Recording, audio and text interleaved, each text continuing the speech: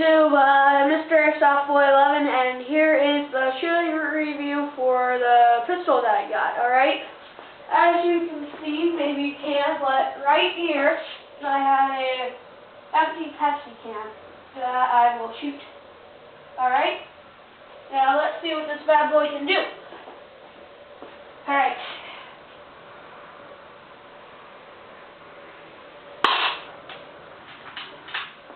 Moving in.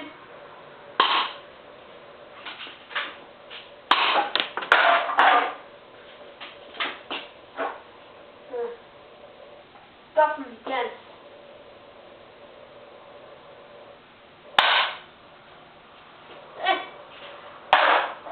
Finish him.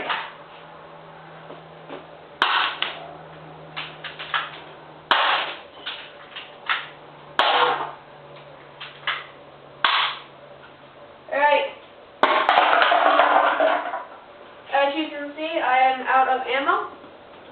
And this Colt M9 pistol is spraying. Good iron sights. Pretty okay mag. And it is good for concealing. It is small and does not take a lot of weight.